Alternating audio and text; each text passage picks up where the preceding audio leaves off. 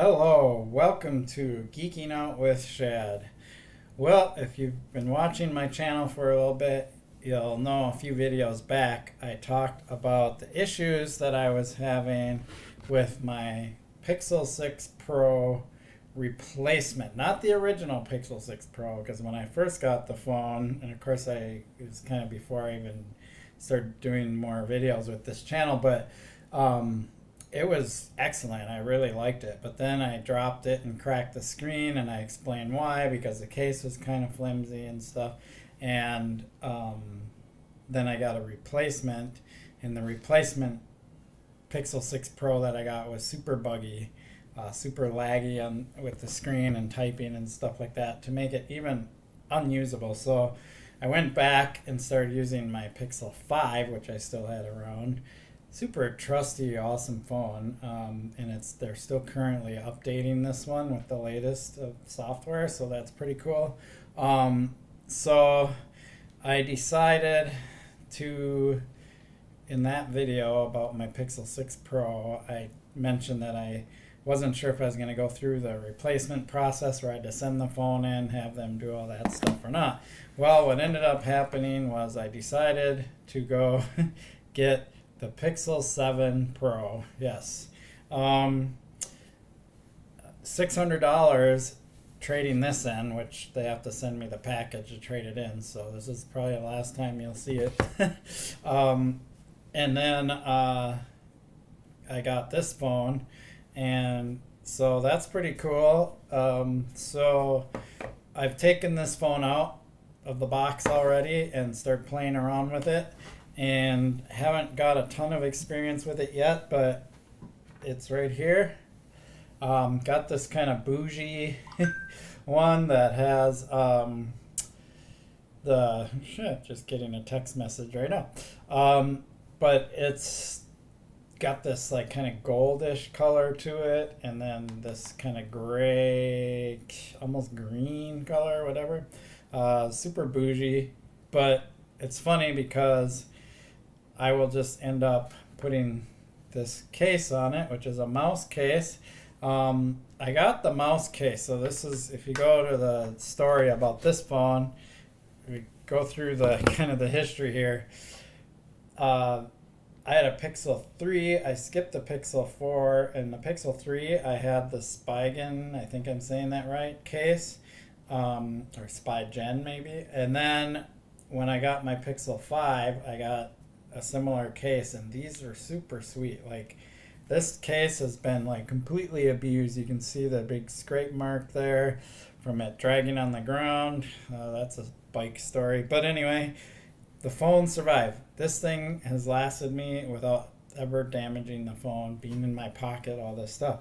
So I was kind of a Spigen person. So when I got my Pixel 6 Pro, I got a Spigen case for it, right?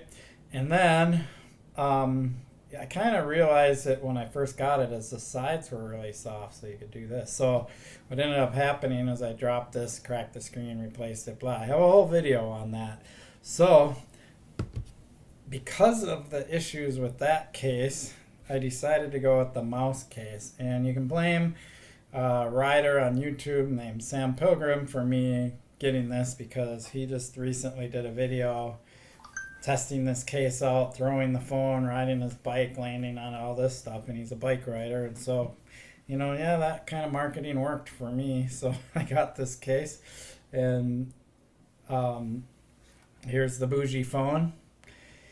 Put the bougie phone in the mouse case, and now I mean, aside from this little gold strip, you pretty much don't see much of the phone at all. I guess you see a little bit of the gold in there, right?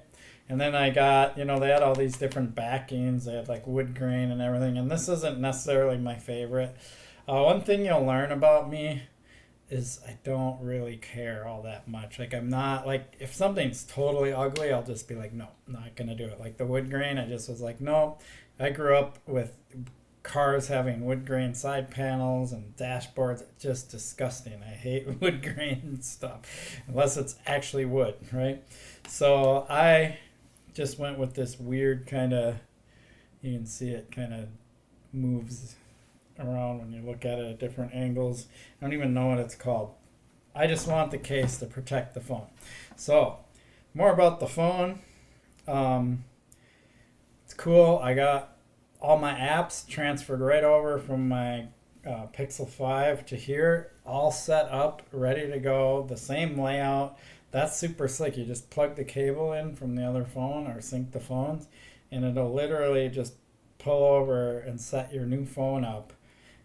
Took like 15 minutes, 20 minutes maybe, and it's pretty impressive. And then there's some apps, some of them they'll automatically log in because I use my Google account to log in, and other apps I just have to log back into them and stuff to get them working again. But just pretty seamless process to get a phone switched over nowadays versus in the past where it was very painful. You'd get a new phone and you'd have to download all your apps and get them all set up and set up your dashboard, if you want to call it that, or your desktop the way that you want it to be. It even copied my calendar stuff over. Yeah, pretty impressive. So it works really well. It's super smooth. I've played around with the camera only a little bit, but that's one of the great things about this phone is the cameras are really good. They're like kind of industry leading, right up there with the top Apple phone. They kind of go back and forth between the Apple flagship phone and the Google flagship phone. But the crazy thing with this is how much it zooms in. It zooms in, I think, 30 times, 30x. I don't know at what point that becomes digital zoom. I'm going to guess 5 because it shows 0.5 through 5. Now I got to get it out of this mode. So, it shows up to 5 settings. So I'm assuming that's probably optical zoom, and then from there it's digital. I'm not 100% sure. I don't have all the specs and deep details about this phone. There's tons of YouTube channels out there that do that. I just talk about my personal experience with the use that I use the phone for, and I pretty much use a phone for a phone's basic needs. The only reason I get the more expensive upgraded phones, and this is a 500 megabit megabit, oh my gosh, do I date myself when I say that? 512 gigabit storage, is because I do a lot of pictures and filming and stuff like that. A lot of it from my YouTube channels, a lot of it just doing, going out and doing cool stuff and selfies and all that, and I want a good camera. So the camera is my main reason for kind of always wanting to be on that cutting edge with phones. As far as apps and other capabilities, I use Facebook, I use YouTube, I manage my bank account, things like that. My car stuff is on here. My Chevrolet app for my new Bolt EUV is on here. The parking meter stuff. ABRP, a better route planner for people who own EVs. Stuff like that I use it for. I use it for my fitness stuff. I've got Strava. I have my Garmin Fenix 6 synced up here with the Garmin app. Wahoo is my bike trainer. That's what I use a phone for, right? So almost any phone will do all those things. The only reason I really get the beefed up version is for the killer cameras. And the cameras on this phone are really good. The cameras on the Pixel 6 Pro were really good, and this one even takes it up another notch. So, and things like night sight, being able to take pictures of the stars with your phone, it's ridiculous. I took a picture, not with this one, with my Pixel 6 Pro, of the moon, and any other phone I've had before that, when you take a picture of the moon, it's like this glowing ball. You don't even really see the detail of the moon. I did it with my Pixel 6 Pro ones, and you could actually see the moon and its dark spots and light spots and things like that. Not quite able to see craters like I can with my DSLR, and I haven't even talked about photography on this channel yet. I'll get around to it, but my DSLR with the 300 zoom lens on it, I can see the craters on the moon. So it's pretty cool. Yeah, man, getting the focus just right, because that lens is a manual focus. I can't use the auto. It's like, oh, too much. Oh, not enough. Whatever. I need a better lens that has more finite focus capability. DSLRs. That's a whole nother hobby in itself. So, Pixel 7 Pro, sweet phone. I'll take some pictures of this. What I'll do, if the weather's good enough this weekend, I think it will be. I did a review of my GoPro Hero 11 at the skate park, and I showed the slow motion and the capabilities of it. Obviously, I'm not going to stick this thing on my chest and go around like I do with this thing with the chesty mount on it. But I will put it in a stand and do some footage of me slow motion grinding and things similar to what I did with the GoPro, so you can kind of see the capabilities of the phone in that sense. And if I get fancy enough with my editing, maybe I can compare the two videos side by side. Who knows? We'll see. Anyway, Pixel 7 Pro, that's what I decided to get.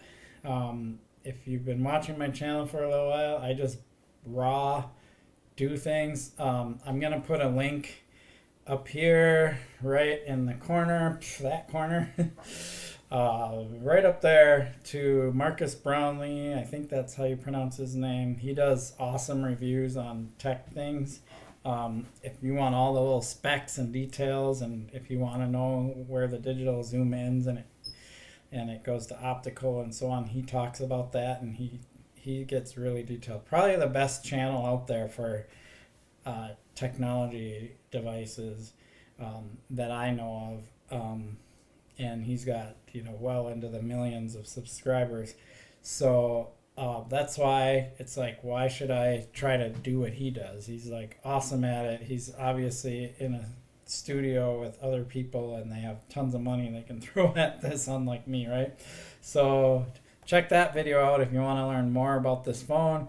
And then I'll put videos on here that are my actual user experience,